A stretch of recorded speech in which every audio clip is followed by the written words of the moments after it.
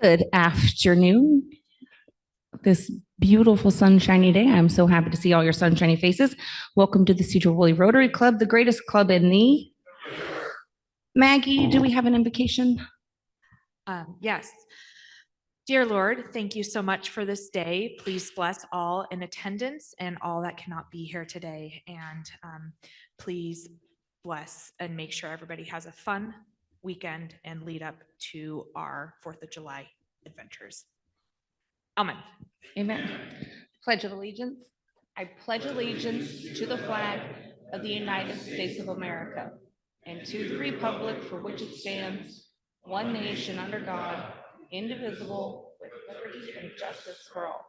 And the four-way test. Is it the truth? Is it fair to all concerned? Will it build goodwill and better friendships? Will it be beneficial to all concerned? And I hear that Mark has a song for us today. We have a song today, yes. So we're going to sing Take Me Out to the Ball Game for two reasons. One, Willie Mays, maybe one of the greatest baseball players of all time, passed this last week at 93, sorry, and numbers. And the Mariners have been doing really well till yesterday. So maybe this song will get them back on track. Huh? Oh, okay, well, maybe getting him back on track. Maybe this will do it.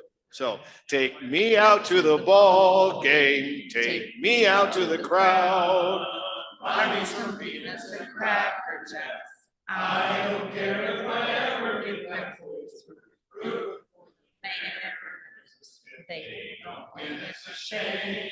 For it's 1, 2, 3 strikes, you're out at the old ball game. That was beautiful. Okie dokie. Do we have any visiting Rotarians today?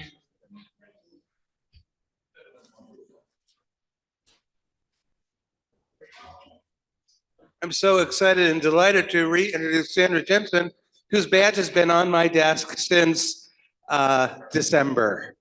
So she's wearing it right now. She's got it on, and she'll be coming to more meetings because she'll be able to. She'll be. Welcome back, Sandra. How about guests of Rotarians?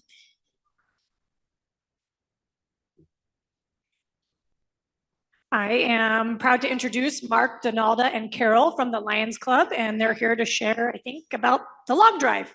Yes. I guess I can do the talking. The log drive is a repeat from many, many years ago. We reenacted it, I think, for the first time last year. It was done many, many times. You drop a log, well, Mark will be dropping a log in the river at Marble Mount Bridge. It'll float down the Skagit to the Highway 9 bridge, and you have to guess the hours, minutes, and seconds it's going to take. And the winner will get 25% of the proceeds. The other 75% goes to Children's Hospital and Camp Kirby for cancer care for children. So we hope that everybody will buy some tickets and enjoy the celebration too. Thank you. Anything else?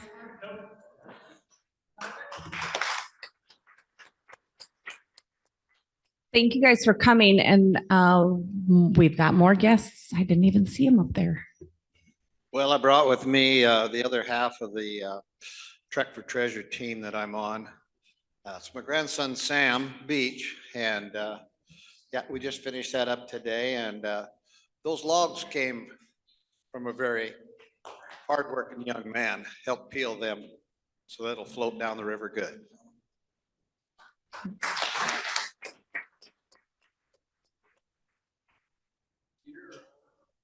All righty. Let's just quickly go through some club business.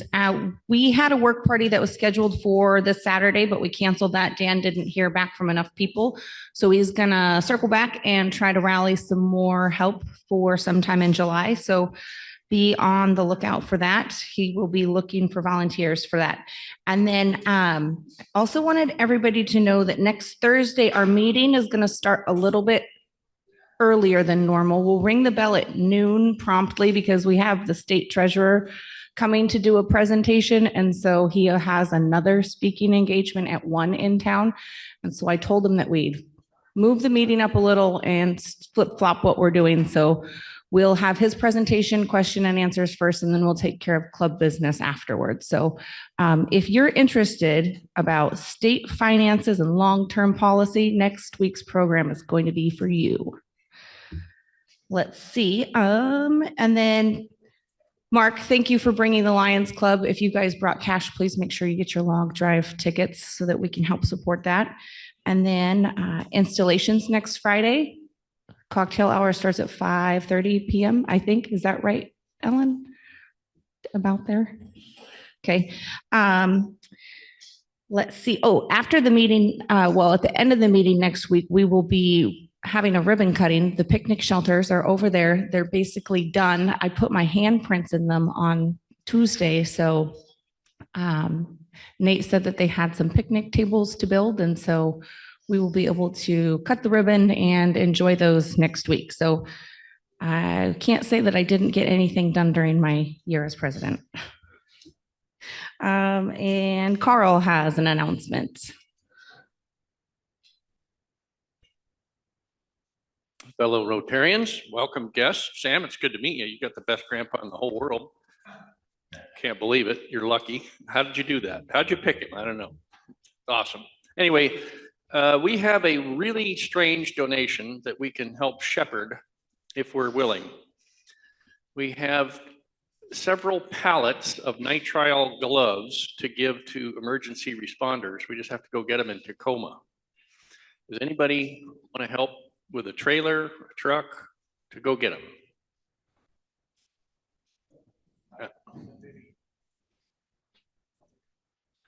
I'm assuming we need, I don't know, 6 to 8 pallets worth on a flatbed.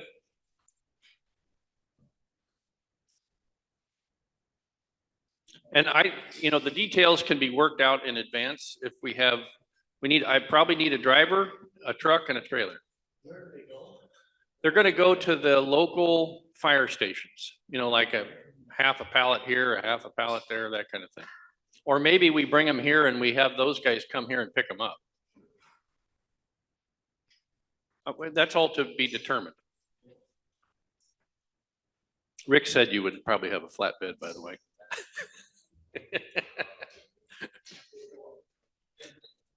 Anyhow, that's the announcement. I'll let that simmer. And if anybody, we'll see if we can put this together. Thank you. All right, thanks, Carl. I don't think that I could fit maybe a box of gloves in my car. That's it. But lacking pallet space. Okie dokie. Do we have any other announcements?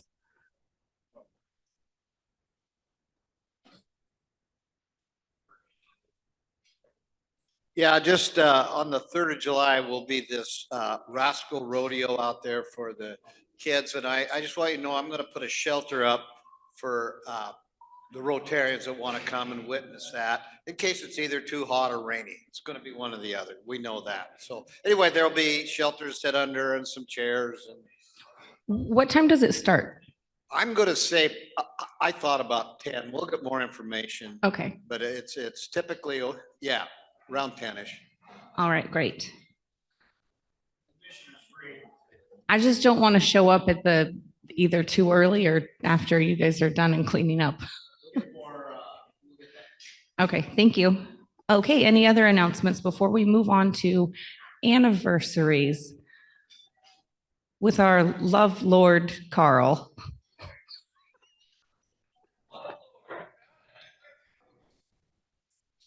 We're trying to come up with another adjective that came with an L. So we have several anniversaries this month. And we have, this is how fast a donation travels. The lady, Catherine from Mexico, she's arranging these nitrile gloves. I just told her 2 seconds ago in a text and she's already excited to tell us about it, I'm sure. So we have Joe Jones and there's probably miss a few. Yulia was supposed to tell me. I'll figure that out, but let's talk about the ones that are most important. Vicky and Travis, their anniversary is this month. Who wants to go? Vicky, I want to give you the first opportunity. At least you'll get a chance at a rebuttal to tell us all about your Sparkin days. There you go. Thanks, Carl. This is a special one for us. We were married 30 years ago in June, so. Somehow Vicky has put up with me that long. She's a pretty special person to do so.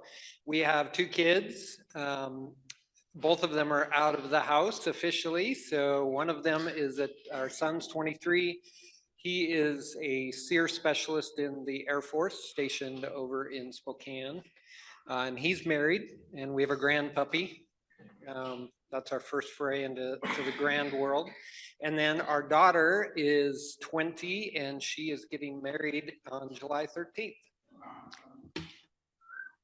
Well, thank you. And I don't have my text to tell me who else is there, so I guess I'll pay $1 for not being prepared to recognize every single one. That's okay because Travis showed up with his wife and we get to celebrate them. So it's just about them because it's their 30th anniversary and that's a big one. So she heard and so she didn't want to miss it. All right, Mark, do we have a raffle? We do. We got some good prizes here too. 52.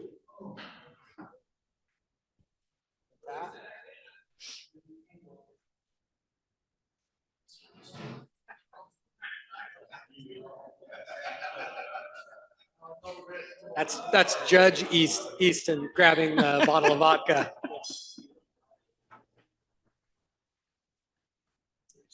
36.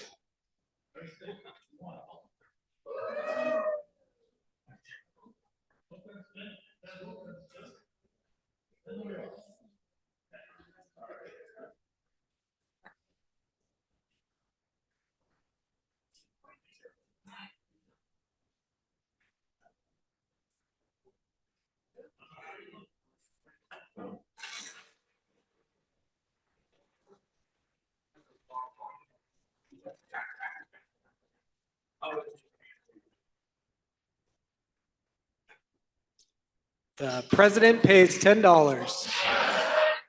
Good one.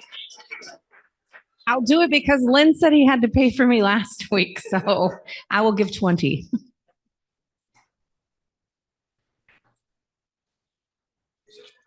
$65. 65.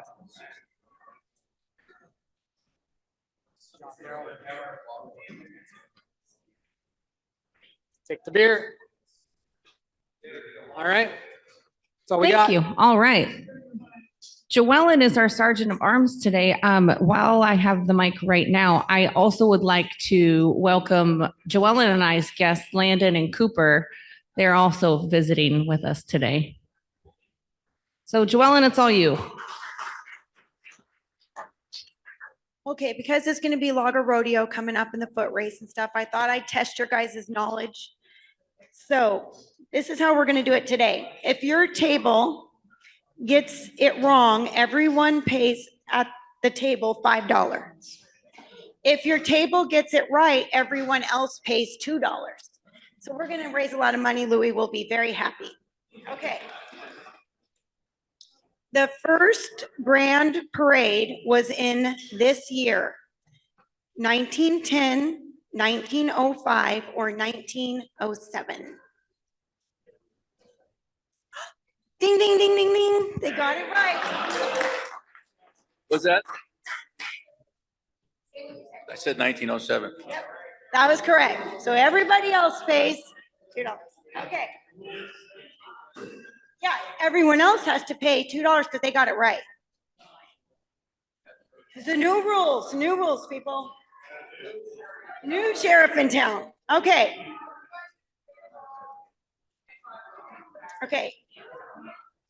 In 1940, George Hammer and 6 other businessmen christened a red, white, and blue log for the first Skagit River Log Drive. The first cash prize was $250, $300, or $500. That is wrong. It was $250.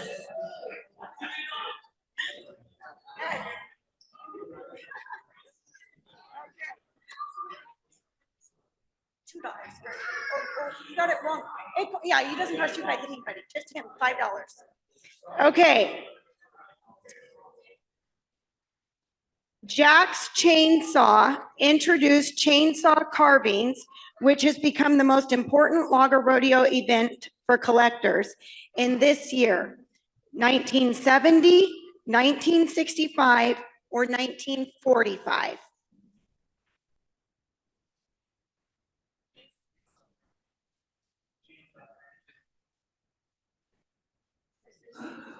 Okay, any more guessers?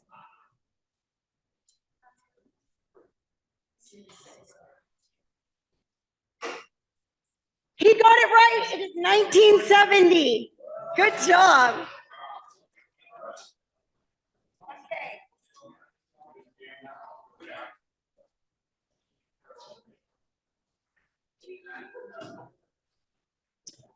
Okay, the Great Foot Race was instituted under the leadership of Bob Boyd, a local lumberman, in this year, 1965, 1978, or 1981.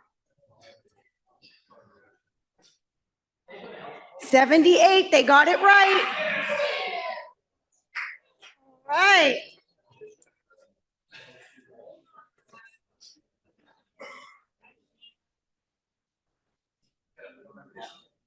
Okay. All right. Last one. The Riding Club institutes a rodeo queen, Glinda Alrich, in this year, 1946, 1950, or 1953.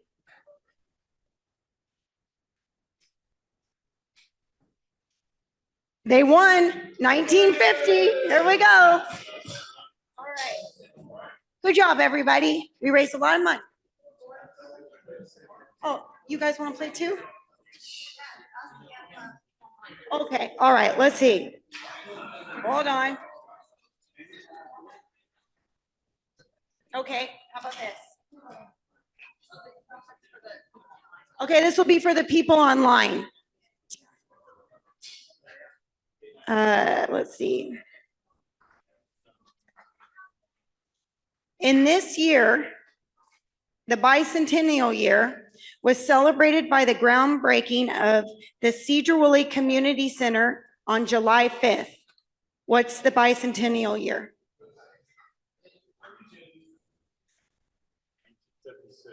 They did it. They won. Everybody else pays.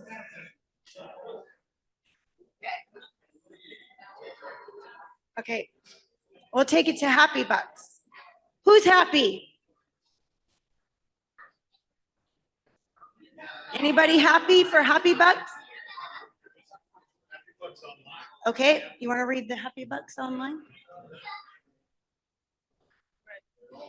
Did Eric say he had Happy Bucks? I do. Can you hear me? Yes.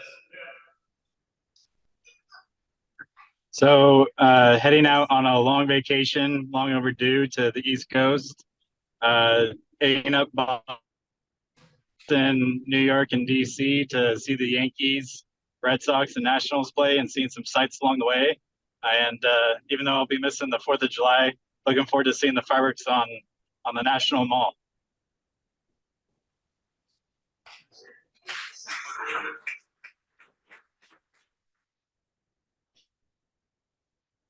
So I'm really happy this past week, our nephew Blake was in town from Virginia. He's here for a wedding, so we hosted a fun party a couple nights ago for his girlfriend Victoria to meet his friends and family, and we're just delighted. She's a lovely young woman, and That's it. So they're off to another wedding right now.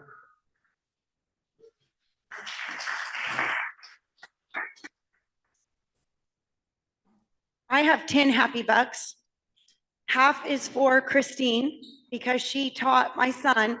And I said to him, are you going to be sad that you're leaving Evergreen and you're leaving your teachers? And he said, no, because I can see Christine anytime I want.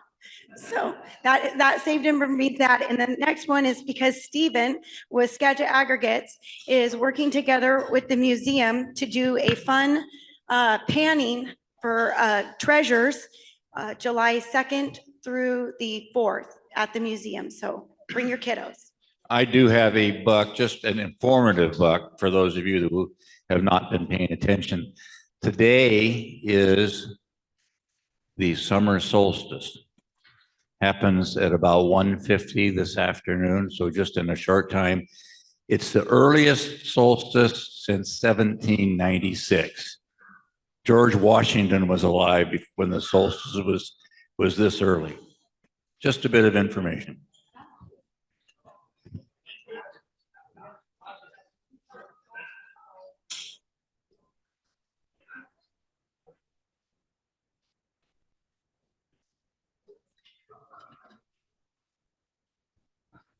Okie dokie. Well, I am going to welcome Brock and Kyle up to the mic because they're going to tell you all where to go on the 4th of July.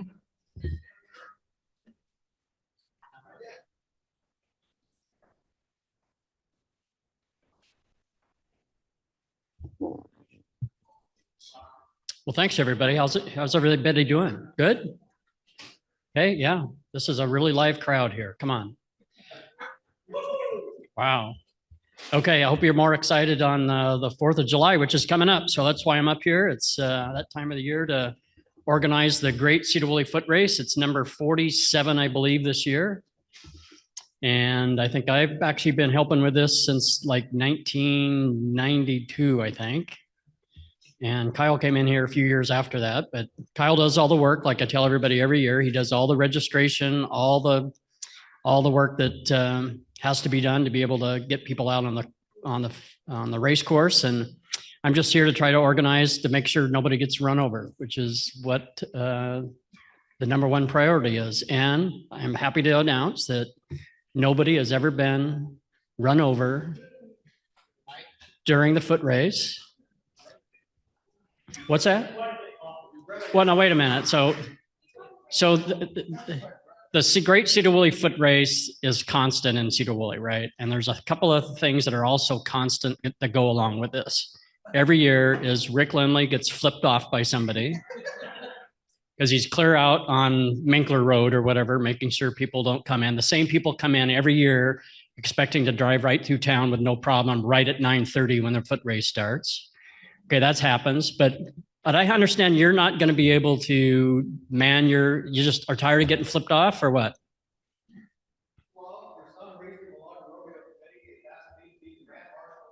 Look at that right there.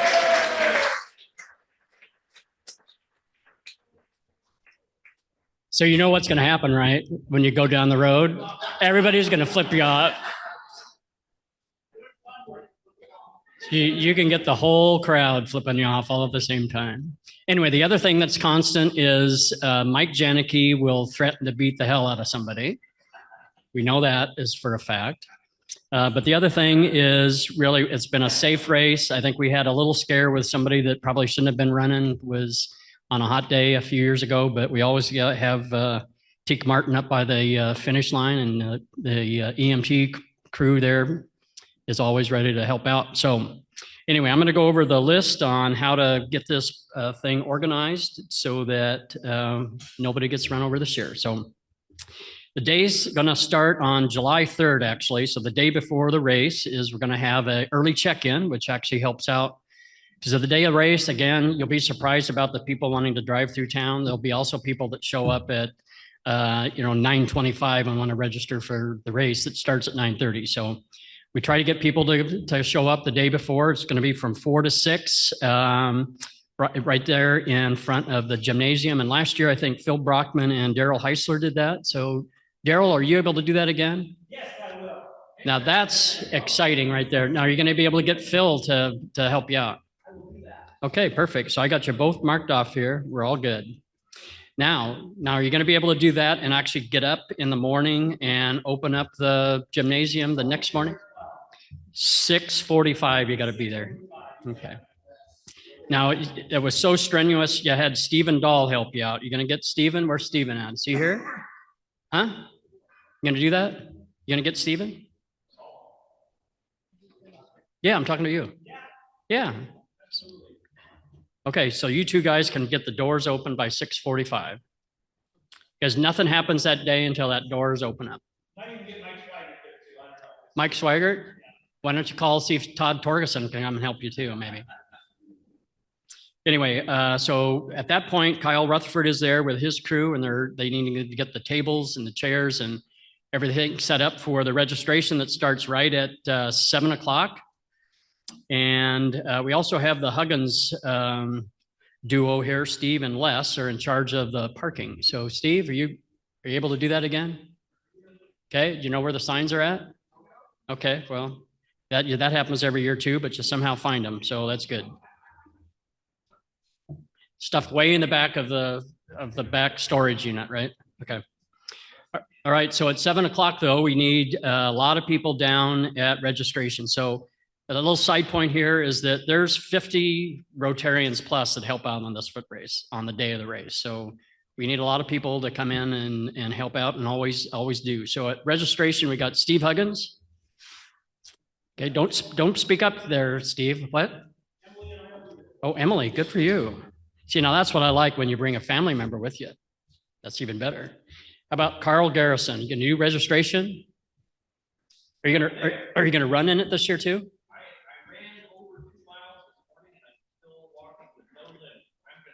Okay, well, perfect. Okay, Bill McCann, gonna be there? Chris Johnston. Game day.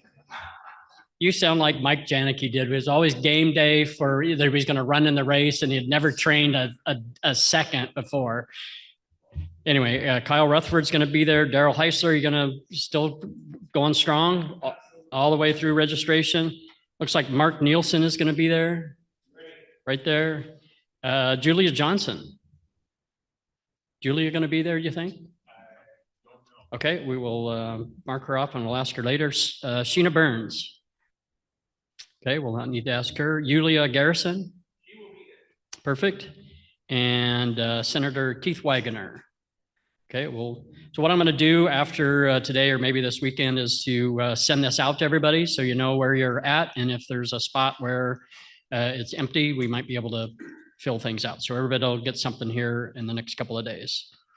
John Janicki has always been in charge of setting up the scaffolding. So John, do you want to give us a little bit of a history of what the scaffolding used to look like? I think before it was actually literally scaffolding on both sides of the road, right? Right.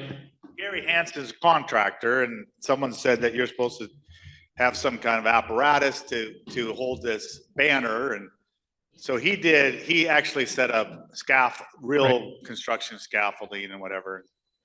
So I said, well, that takes a lot of time and effort. So I designed a kind of a pillars that could just sit down there, and I wanted to make them heavy enough so they wouldn't tip over. So I made them out of plywood, and I put about 15 sheets of plywood at the bottom of them. They're 2 foot by 3 foot, and then I couldn't lift them. And so then I had to put wheels on them but the wheels, you didn't want it to drive away, and so the wheels only work if it's tipped over. And so when you tip it up, there's no wheels. So then I have to have my crew with a forklift, bring them over every year, and they drop them off. And then I have to recruit a bunch of really strong people to flip them up. And then Harry Carey, I have to have some kind of person that can climb up a tall, slender thing to put the banner across. And so it's probably not OSHA approved, the whole thing.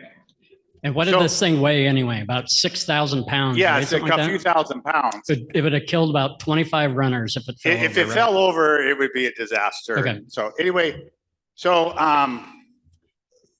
not all ideas are good ideas is the key to this whole thing. So anyway, but we've decided to retire those things.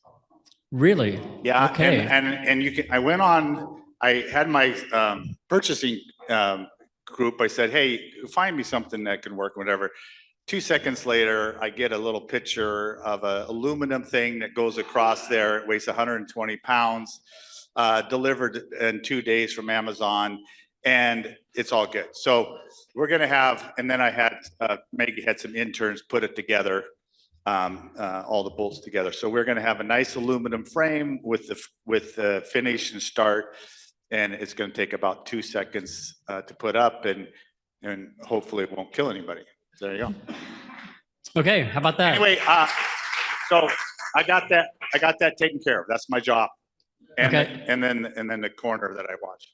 Okay. Did you take, oh, good for you. Okay.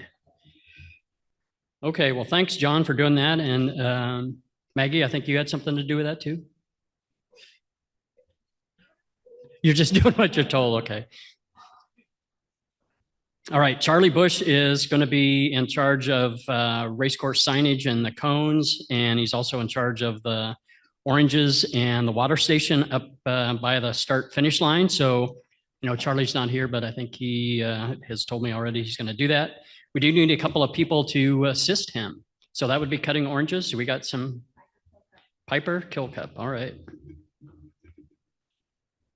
Perfect. And if we have maybe one other persons, because what we do is instead of having water bottles for everybody that they take and then they only drink a little bit and they throw it away before the race, is we'll have bigger jugs that'll fill up little cups and they'll do it. Yeah, more the merry. You bet. Okay, and Don Stryker did it last year, so I don't know, is Don here? I'll see about him. Hey, Don, are you there? Yes, unfortunately, I will be on vacation that week this year. Okay, so we will get some other folks for that spot for you, but thanks for doing it last year. Appreciate it. Yeah, you bet. That was a lot of fun. Yeah, so now Sue Stratoff from Duane Lane Ford is arranging for 600 bottles of water that they've done for probably the last 10 years or so. So appreciate them stepping up to do that. Becky Eldey is not, she called me and says she can't be here today, and she is in charge of the raffle prizes or the door prizes that we give out every year. So Rick. You know, it's normally a couple of days before, so it's really up to her to do that, but I'll make sure that she knows that somebody call over and let you know. Probably, yeah.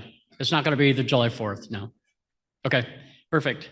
Okay, Mike Mosier, he is our MC for the day, and he will do that. He's not here, though. He is there. You going to do that again? Okay. Let's see here. So now for traffic control. So here's the deal on your number one goal is don't let cars go with the runners. It's okay to cross them, cross the road to get to the other side, but don't let them drive down the same lane where the runners are coming and because we've had histories of cars wanting to, you know, go and they kind of do get in the way, and that gets back to the whole deal about somebody going to get run over if that's happens. But, you know, we've also had part of a horse team was actually loose on the running track a couple of years ago too. So watch out for that. Let's see. So on the street corners, so Metcalf and Ferry, we have Daryl Skiles and Dr. Teak Martin. Daryl? Okay, perfect. And is Teak here too? All right. All right. You've got to be there to keep everybody safe. State and Metcalf, Travis Heisman. Metcalf and Ferry, John Janicki. Okay, Ferry and Murdoch, Mike Janicki. Okay, not quite sure.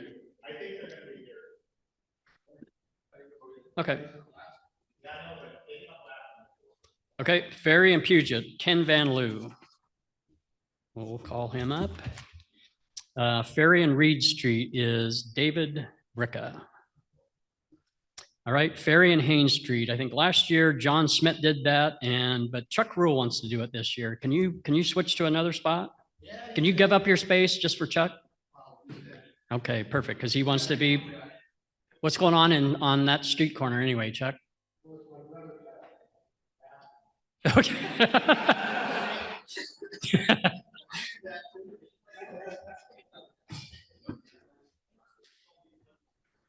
So Brock? Yeah, Brock, what do we got? Getting back to the registration, Julia says she's in. Look at this stuff is just happening in real time here. I mean, you ask something and, you text it out, you get an answer, right? Okay, let's see. Ferry and Central was Don Olmsted. Don here? Okay, so guess what? John, you're going to move down to Ferry and Central, all right? Is that all right for you? Okay, Ferry and Ball is Pat Eason. Perfect. Ferry and Township, Dan Sims. He's not here today, but I was walking down the street the other day and he practically ran me over and said, I'm not going to be at the meeting, but I'm going to be there on the corner of Ferry and Township. So Township and State, we've got Stephanie Bachmeyer and Mark Venn. Got it?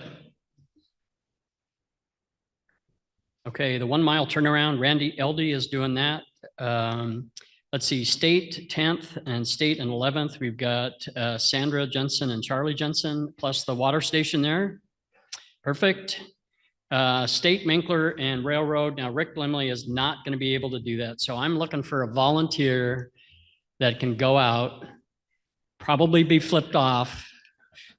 But I mean, what more do you want on the 4th of July? So I'm looking for a volunteer for that. Anybody online that wants to do that? Aldi, how about you? Aldi, are you even there? Yeah, I'm here, bro. I don't think I can make it on the 4th this year. You don't think you can make it? Okay. Thanks for nothing, Aldi.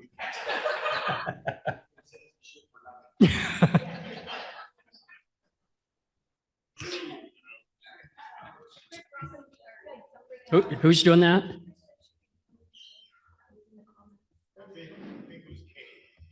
Was it? Yeah, I can't see who's up there. So who's online that can do that?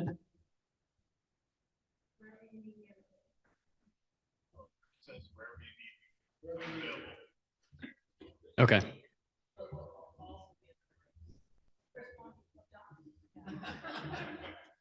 Is she in the parade every year? Flip. Well, let's do it for her. Is she seeing? Is she watching? Where's the? No, stop. River and Township and water station there. Tim Lair's been doing that. Tim, you're going to do that? You're out of town? Okay. So that's actually a really important intersection because it's down by the Riverfront Park where there's 3 lanes that are going every direction. Plus there's a 3 mile water station down there. So I'll be asking some people if they want to step on doing that. It'd be nice to have actually 2 or 3 people down there. So, and so people that were on registration, when you're done with that, you can also go down to those stations too. So I'm just throwing that out there. Township and Jennings is Adrian Santangelo. Okay, how about Township and Alexander was Kenny Storley. He's not going to be, okay. And let's see, Township and Fidalgo is State, Steve and Rebecca Scrindy. Rebecca, no. Township and Jameson is Eric Johnson, but he is going to be gone, I think. So you're going to take a spot? Perfect. And Township and Bennett, Phil Brockman. Township and Nelson, Carrie Storley. Going to do it, okay. Township and Telcott is, looks like Hunter Homestead. That was Don's son, so I'll make sure to talk to them, see if they can do those down there. And then Township and Warner, Tessa Ross. No, if Tessa, I don't see her here. What's that? Okay. Okay, very good. Now we're getting down to the end here. So what the people that are on the race course need to do is you need to come down to Lemley Chapel before the race starts, which starts right at 9:30, and pick up your safety vest unless you're one of those people that actually keep it in your closet. How many people do that every year? Oh, it's just you, David. Oh, it's you too? I'm wondering why there's. I use it when I write my play. Do you? Good for you. Okay, anybody else do that? I was wondering why every year we're getting less and less in here, so, okay. Mike's got 4. Okay. Let's see, Maggie Janicki, you were doing the, one of the water stations last year. Can you do that this year? Or? Okay, perfect. Okay, Charlie and Sandra are at the other station. We need somebody for the 3rd mile, and Tessa is on the 4-mile foot race. Now, if you've never been at the beginning of the foot race and listened to the national anthem, you need to do that. So you can always stick around, especially if you're on the part of Township Street is. And let's see. So Keith, are you able to do the national anthem again this year? Look at that. Let's give him a big hand for that. And then right after that, like 2 seconds after Keith finishes the last note, is Joe B blows off his black powder rifle and off everybody goes. So that's going to be right at 9:30. So we also need some people from registration or from maybe they're out on the streets to come back and help with the finish line. But Kyle always needs help for that. And then Mike Mosier will be announcing the winners. And again, make sure you look at this. It's a form I'll send out that has everybody's thing that they're supposed to be doing. And the key for if you do have an emergency is don't call 911. Don't try to call somebody else. Just call 911 and get them right there. Because there's usually an EMT truck down at the start finish line. I believe there's also one that's out there on River Road as well. So they'll be able to get to people really fast. So let's see. So does anybody know the history of why our foot race is, we have a 2-mile kind of fun run walk and a 5.17 mile race? Anybody read that? Because somebody thought that it was 5 miles and they drove another car, but it actually was. That's very, very good. But John, do you have one too? I was thinking on the 2 mile, I think it was your idea, it was higher than 5 miles. Is that it? No, the actual 5.17 miles is why it's that and not just like 5 miles. But you're right. I did do 5 miles once and did get tired and didn't want to do it again. That's true. Yeah. No, it was supposed to be, I mean, typically you would just do a 5-mile race. It's not a 5K, it's just even. But so somebody in a old pickup truck that forgot that their odometer didn't work, apparently drove this. They might have just come out of the Legion or something like that too, for all I know, but they did it. They marked it off. It's the start finish line is the exact spot it's always been. And you go around, it goes down this way and down Ferry Street and then down Township and then down State Street again and on River Road and then back up Township and then down Ferry. And that's been the course. And it's, so the first guy that did it, his odometer was off. And when they actually measured it accurately, it was 5.17 miles and they decided not to change it. So neither did we, because it would mess up the spot. We'd have to move the start finish line. Yeah, that happens every year.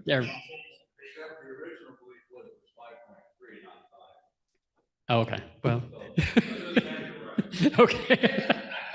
Yeah, 5.3 would have been like a whatever. So anyway, so I'm going to turn this over now to Kyle because he's got a few things to say what he does. And yeah, come on up here and do this. Not that my notes are complex. First of all, I want to thank Brock for handling this for a gazillion years. Absolutely. So he does all the work. Now that it's all computerized, I don't do anything. It's great. We will do our best to make sure we get the finish line numbers up because everybody wants them the minute they cross the finish line, but we have to import it between 2 systems. So bear with us if we have glitches like we've had every year.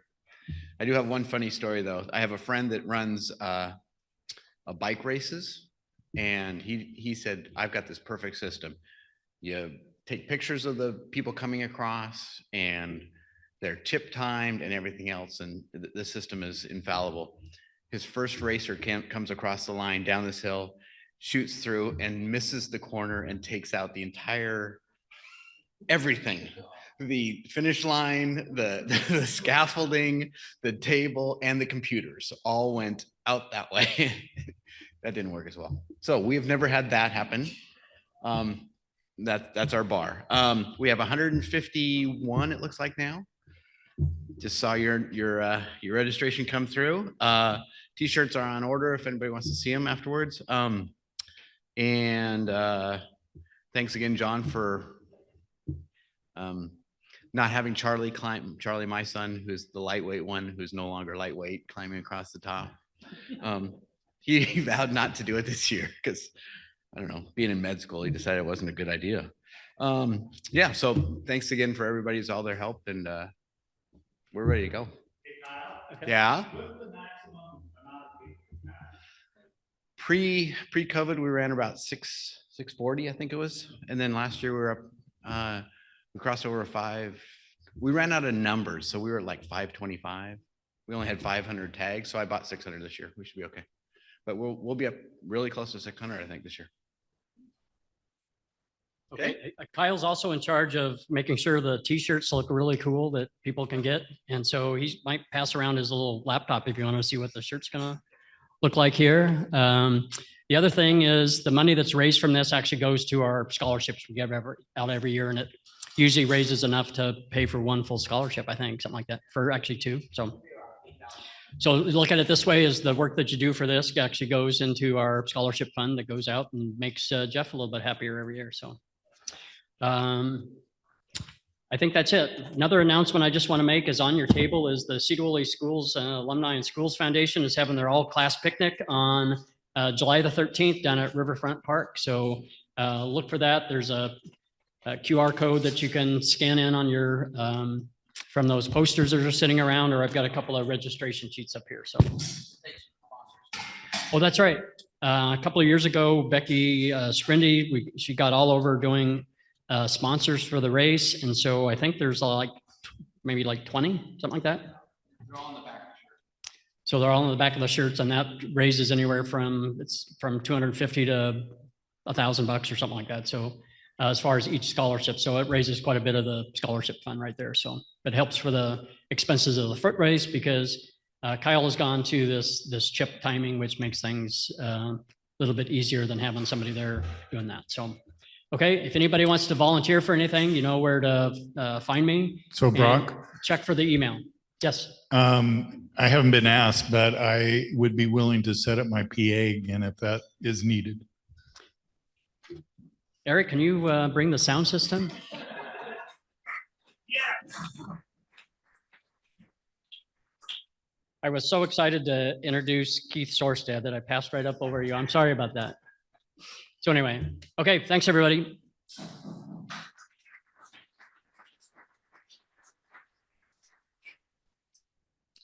Okay, I think we're all set. Brock, I'll try to find a couple more volunteers to replace my brother, and I text a couple members that aren't here about the water station. So we'll get you everybody that we need.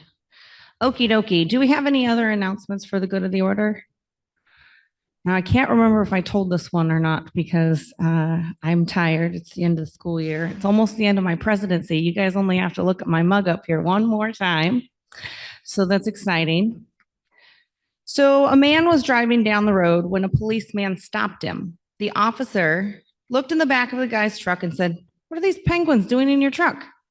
The man replied, "These are my penguins. They belong to me."